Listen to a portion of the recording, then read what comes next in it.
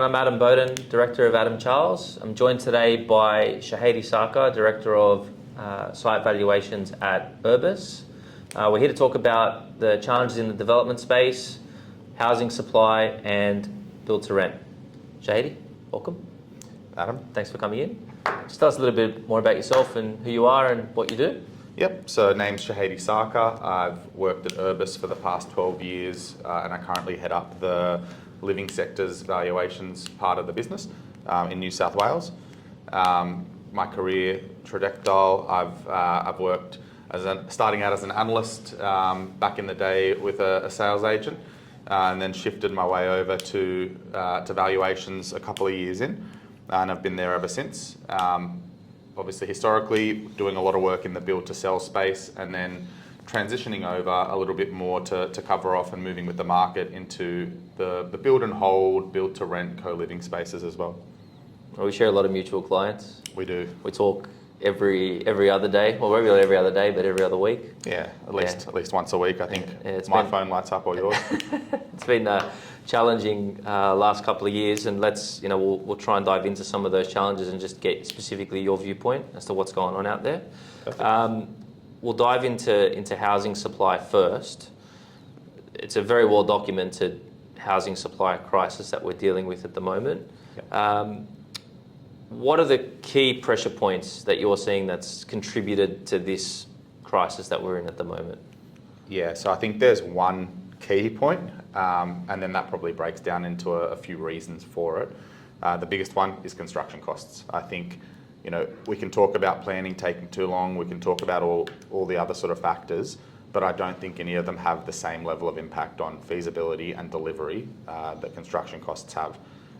Big reason for the construction costs, obviously post-pandemic, supply chain issues, that was sort of the start of it.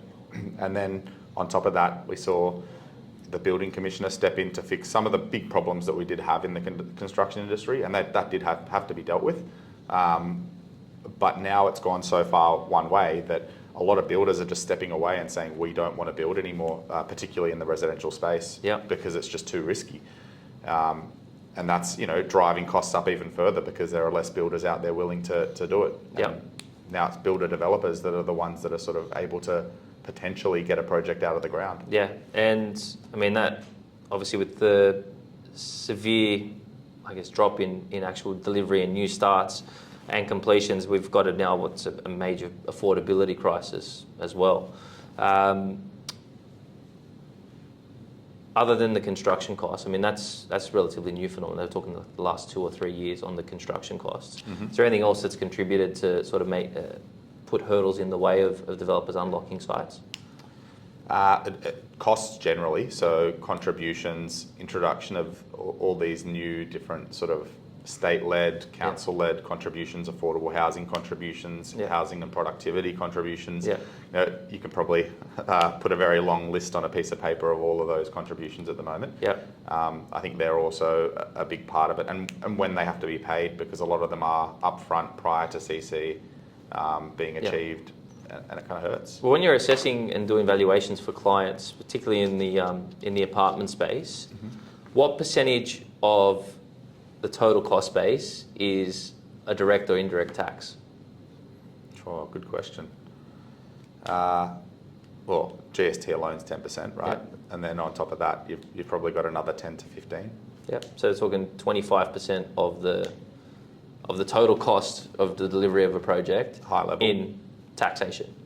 I mean that's enormous. Yeah, it's getting up there. Yeah. I mean, depending on location. Yeah. I know, looking at Macquarie Park as an example, we had our contribution specialist crunch some numbers on some of the TOD-related stuff there, including affordable housing, assuming it's a monetary, and he was getting between 200 and 250,000 per unit. It's crazy. For those type of things, which is pretty significant on a project. Yeah, it's more than the land sometimes. So we've got our state government very publicly trying to make a push to deliver housing supply and density. Obviously the transport-orientated development, the TOD controls in place and being phased in across other councils and suburbs at the moment. Is it a real solution? Is it a practical solution? Today, no, but it is a step in the right direction. It's something that's being done. Could it have been done better? Absolutely.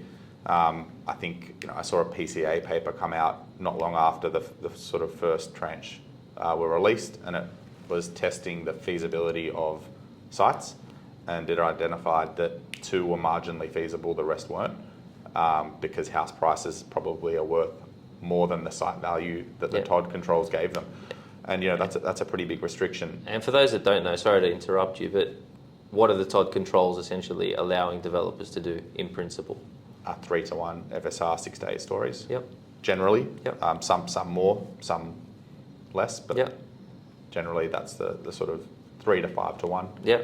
Yeah, depending on which LGA. On which LGA, which location. Yeah. Heritage constraints, obviously some of the North Shore ones have had pretty significant heritage restrictions. Yep. And then it's the unclarity around the affordable housing as well, and how that actually looks. I think that they've identified in a lot of the TOD areas that it will be in perpetuity, but there's no clarity around whether developers can retain that stock or whether they have to dedicate it to someone. And I think a lot of people who are looking at sites just need that clarity. Yep. Question without notice. We've also had the affordable rental housing incentives. So for the 30% bonus floor space in terms of density and height. Yep. Has you seen that being activated by developers? Definitely. I think that actually works Yeah. in a lot of places. I think you have to be smart about it though. You need to be able to partner up with a CHP that can manage that stock, or you can cut a deal with them on that 15% affordable housing component.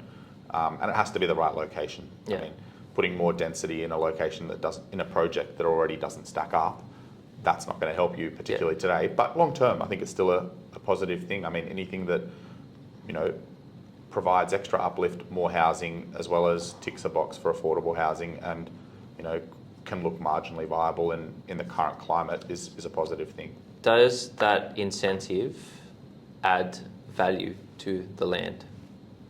Yes, but not, it's not, you get 30% uplift, so you get 30% uplift in value. As an example, the GFA rate won't be the same GFA rate applied to the site at its base as it is on the uplift, because obviously it's diluted a little bit by the lower revenue attributed to the affordable housing component. Okay. And are developers pricing that uplift in when they're looking at major sites, or is it people who already own sites adding it onto their existing approvals? Very location specific. Yeah. But I would say they're adding it in on existing at the moment. The majority, I think it's been a pretty quiet market from a sales perspective, so there's not too many transactions where you could look at it and go, they've bought it and they've priced that in, or not yet anyway. So I think it's mainly sites that are existing that people own that they're looking to tap into it. Right, okay. Now, we were discussing this off camera previously, just the headwinds that everyone's having to deal with to try and make their sites feasible or get them out of the ground.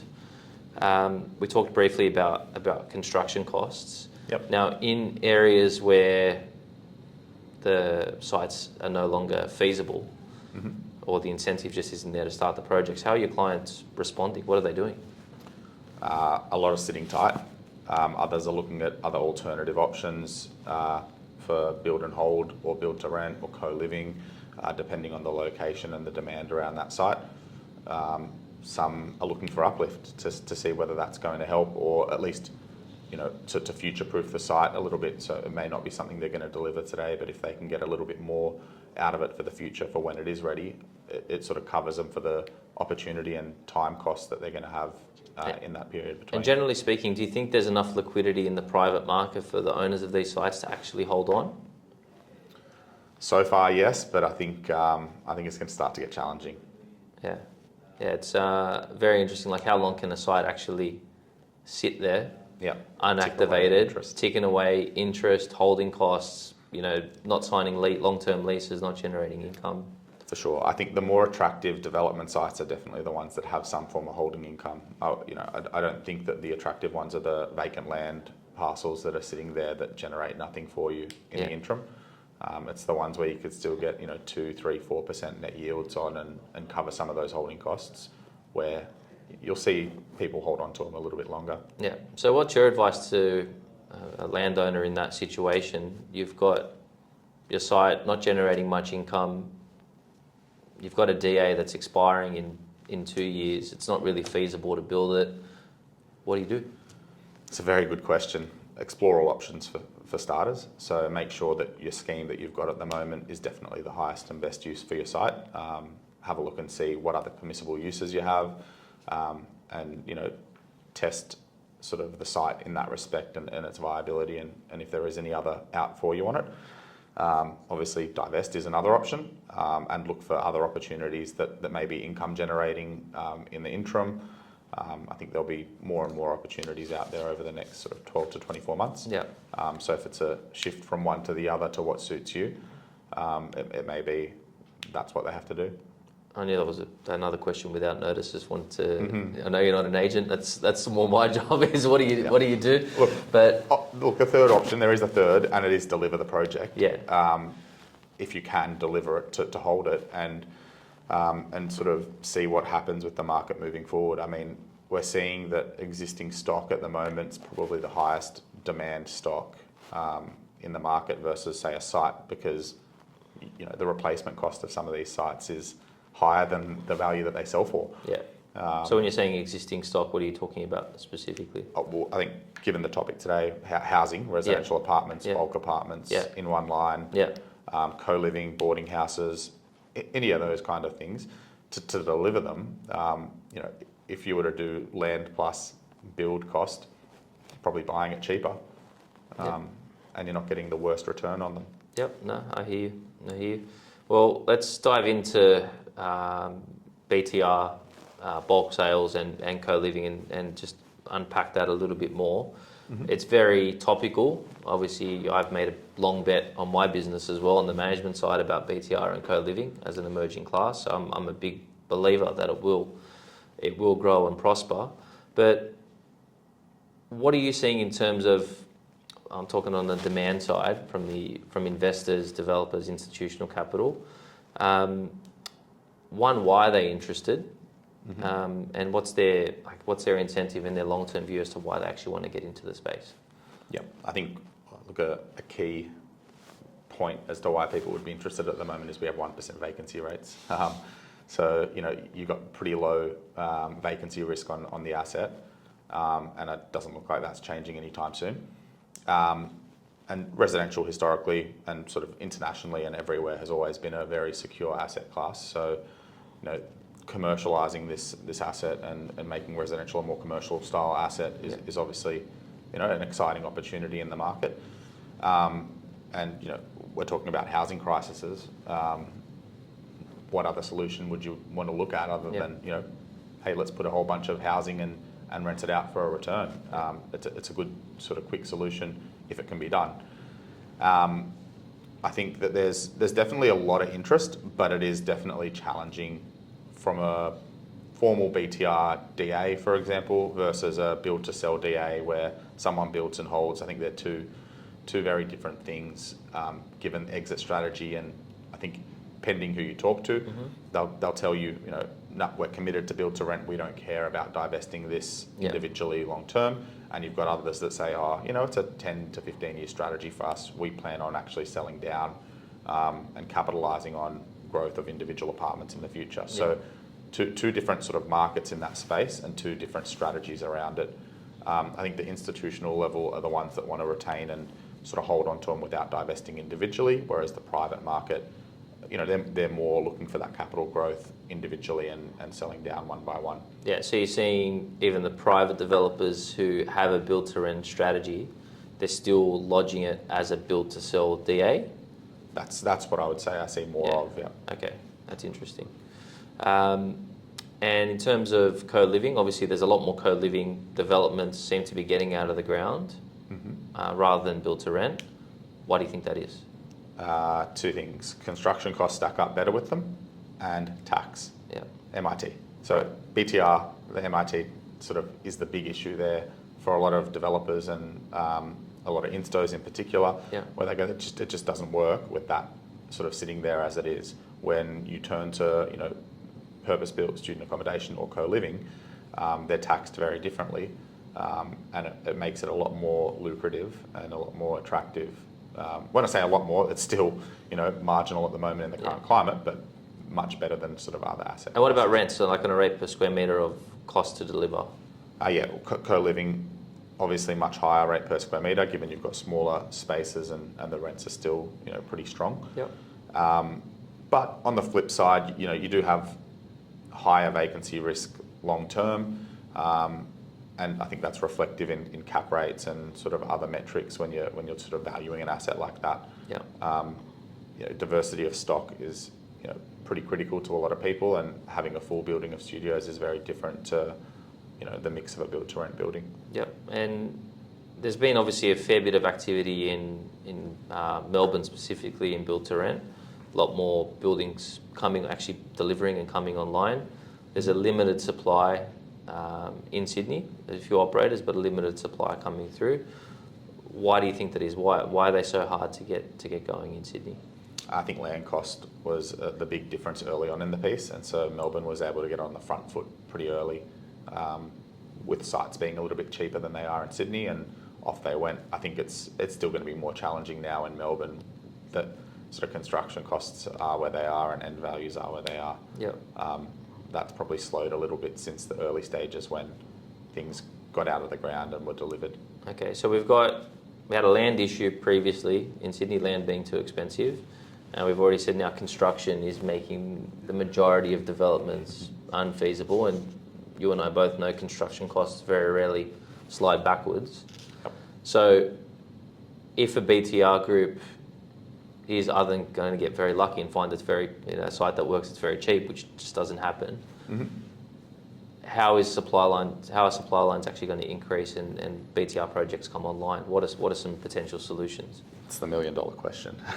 I think. I'll throw some out. I mean, you're not going to be held by them. But how do you see deals actually coming together? I think that the public sector needs to step in with some form of assistance in some of these projects, because I think it's only going to get worse, and it's going to get worse fast if things aren't delivered from a housing perspective, let alone affordable housing. So I think part of it is delivering affordable housing, and that's a government assistance sort of or subsidy related. Is that because it's just not feasible now for the private sector to do it? Well, correct. It's not feasible for the private sector to do regular housing, let alone affordable housing. Yeah. So I think there needs to be, whether it's government land being tipped in sort of private-public partnerships to get things going. That type of thing is one way. Just discussions we've had back-ending contributions as opposed to front-ending them, prior to OC instead of prior to CC, just to take off some of the pressure there. Obviously, I think it's widely sort of thought now that interest rates are trending towards going down in the next 6 to 12 months. I think that's something that will start to help as well. And I think revenues are they're going to have to go up a little bit. How that happens, I'm not too sure. I think with rents growing as much as they are and interest rates sort of looking like they're going to come back a little bit, there may be more appetite from investors in the market, and that might push pricing. Yeah. But that's very speculative, obviously. Yeah. Well, I'm going to ask you to look into your crystal ball a little bit, particularly around land values. Do you see much growth in development site land value, assuming planning controls stay as they are? Do you see any substantial growth or shift in the next 2 to 3 years? No, I don't. I can't see it. I don't think that construction costs are coming down, and I don't think that there's going to be enough growth to warrant them going up. We're playing catch up now to get projects to stack up. So what do you think would need to change, or what can actually realistically change to start sending development values up or land values up? Well, land values going up I don't think is going to be the key. I think it's just getting things to stack up. So even at their current land values, the second something stacks up, someone will deliver. Yeah. So, whether it's the owner of the property at the moment, or it's just that they get to a point where they're comfortable to or able to divest without, taking a hit on their land, I think that's probably the more critical key to sort of solving any of these problems. I think it's going to be tough for sites to see any significant growth. This is obviously a broad generalisation. There are of course. things in the eastern suburbs and sort of those premium locations that may well see it because But they're not solving these issues that we're they're not talking about. solving these issues of a housing crisis or affordability. Yeah. But they're the places where maybe you might see it change. But if we're talking, a standard Western Sydney project, for example, it's got to catch up before land even thinks about moving. So when you say catch up, you're talking about apartment values or rents rising. Correct. Does that add to the affordability problem? It does. Yeah. It does. Yeah. But I mean, for delivery to start again, it's the only solution. Yep. Yeah. It's pretty scary. Pretty terrifying. It is. Yeah. I guess the dynamic is going to be interesting to watch rents versus values. That's probably the sort of one space to watch because, affordability comes in two ways, right? You can buy or you can rent. And what's starting to get out of hand now is rents because they've grown so much. The same way construction costs sort of grew exponentially, rents have done the same. And so now with rents being as high as they are, that's pricing out a lot of people from an affordability sense where, previously if they couldn't buy, they would rent and it'd be okay. Now that's not the case. No, I hear you, and we're obviously on the ground in that regard. Our rents have grown 50% in the last 2 years across our portfolio. Huge. But with the last 3 months, I think it's reached a point, we're getting to the point of resistance. Yep. Like rents have stopped growing. So, and it's primarily, I think, down to affordability. We're seeing the nature of the applicants that are coming into our buildings. Mm-hmm. They're coming from areas where they're paying more rent than or paying the same rent and they've been priced out of where they are. So they're actually, just shifting to a location that's, less desirable but within budget. Yep. So I think once you get to that point, you sort of work out, people are starting to squeeze and, they're not accepting the higher rents, they're adjusting their lifestyle. And my feel is that it's actually reflected in people moving and leaving the city or leaving the state altogether. Yep. Look, I think a big part of it is tracking and keeping tabs on household incomes in the locations where, for you guys, where you're managing buildings and understanding what people can actually afford in those locations. At the Living Sector Summit yesterday, there was a presentation on a developer gave on Wembley, where they've redeveloped a whole bunch of BTR around there. And they said we track the household incomes of all the residents within Wembley. They've done the whole precinct themselves.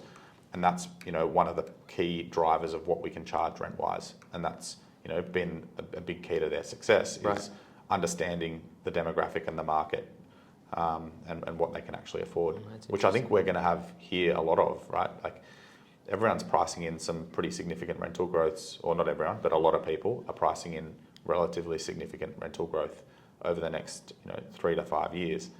I don't know how realistic it is given, how much can people afford? Yeah.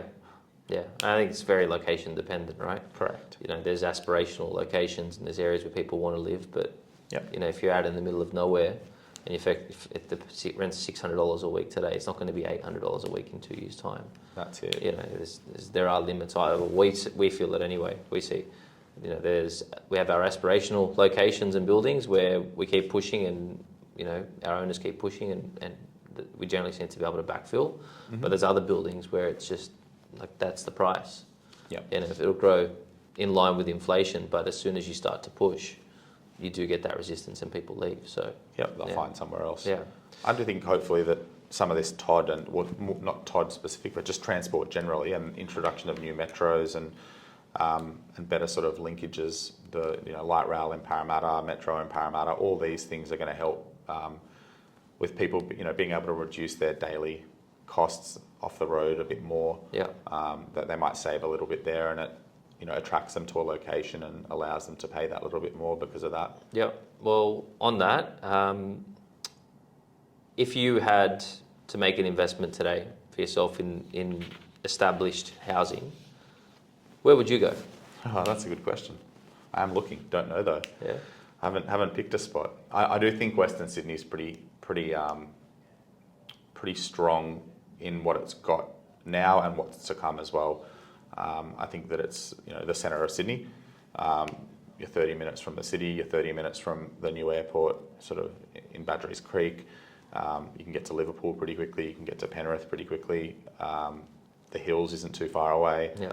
So I think, around that sort of Parramatta and surrounds area, I think still has a lot of positive sort of growth to come. Yeah, and you'd imagine that rents can't really go backwards, you would think there. No, I think that's already, generally the more affordable rental point. Yeah.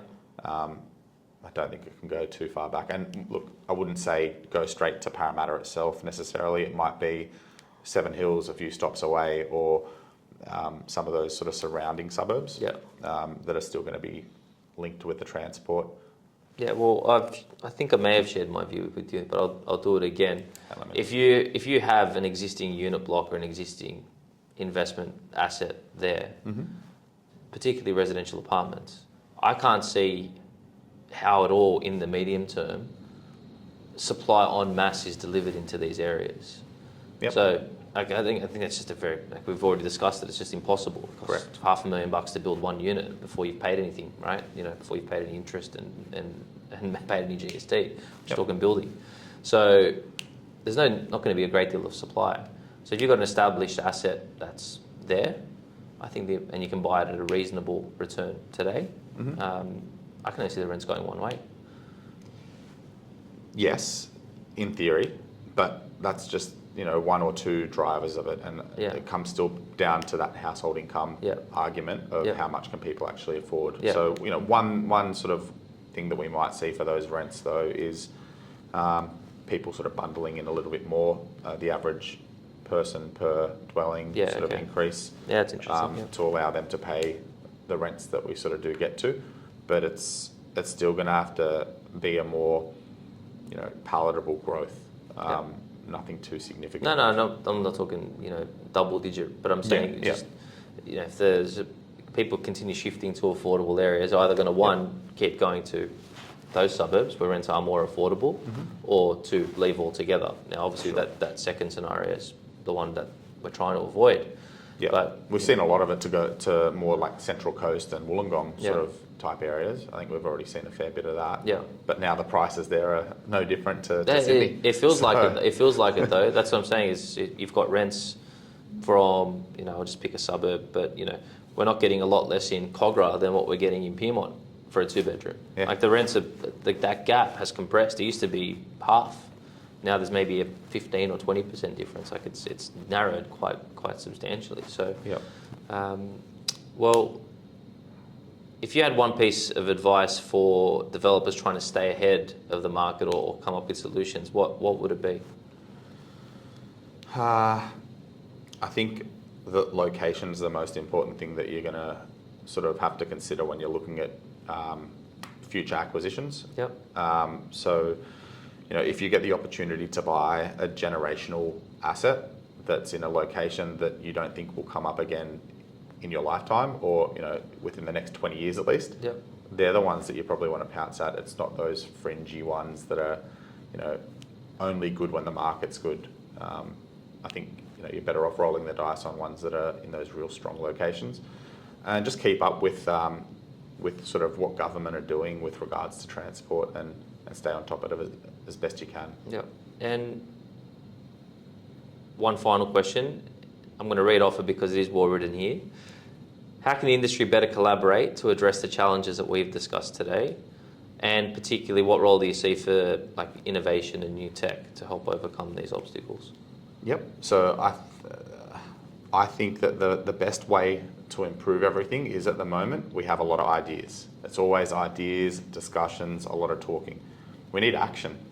Those ideas need to be converted to action. So the conversations don't need to be, I've got an idea, we can do this, we can do that. It needs to be, let's do this, let's do that, and start actioning those things, and sort of working out the best ways to do that. And that that may come in as a starting point. It might be a roundtable discussion, or a boardroom lunch, or whatever it is, with your peers and government and whoever you can get in the room. But there are a lot of people out there who can initiate those initial conversations and help with the ideas, but it needs to be people that are willing to put their hand up and have some action. Yeah, and I think we can both agree those that actually take that step and do something will be rewarded. It is a bit of a leap of faith considering how tight feasibilities are at the moment. But For sure. there's only, our buyer base is narrowed down by about 80%. So, just the amount of participants are so much less, and even those that are doing something is even smaller than that. Yep. But I feel that the ones that have actually said, all right, we're just going to get on with it, they're the ones that are actually seem to be reaping the benefit, and they're the ones that are going to, get the most out of rental growth, have stock to sell when apartment values start to move. They're the ones that are actually getting the benefit. And we were discussing briefly, banks are now starting to loosen up their requirements around groups that have actually been able to deliver and repay debt. And their funding requirements are starting to step back to try and actually stimulate a little bit more. Yeah, there's an acceptance around the concept of build and hold and build to rent both, right? Yeah. Like if there's an asset that will, you've got confidence and comfort that can be delivered, the construction costs aren't fudged, the feasibility still works. If you don't have pre-sales, it's not the be all end all, because there's confidence in the rental revenue that will generate once complete, and the ability for that to repay the debt. So Awesome. we're seeing some more flexibility, I'd say, and understanding from both major banks and a lot of the sort of non-bank lenders out in the market. Yeah. Well, Matt, I appreciate you coming in. I know we share a lot of mutual clients, but if people want to get in touch with you, how can you help them? How can you help? What services can you and the wider team at Urbis provide? Yeah, for sure. So me personally and the team that I have in the living sector space, we do a lot in the advisory space, so running feasibilities to sort of help you understand the impact of affordable housing contributions or any kind of contributions that are being introduced in the TODs or sort of the like, and sort of help present to government and to councils for them to understand as well, hey, this project won't happen if X, Y, Z is not done. So we do a lot of work in that space. Obviously, mortgage valuations, we can assist in sort of all of the living sector asset classes and site asset classes. And then the broader Urbis team as well, we have a strong commercial team, a strong industrial team, a strong retail team. We have a strong ratings and taxation and comp and lit team sort of under the valuations banners. So any of those spaces, more than happy to sort of touch base and assist where required. Awesome. All right, mate. Well, thank you very much. Appreciate it. Always a pleasure. Always.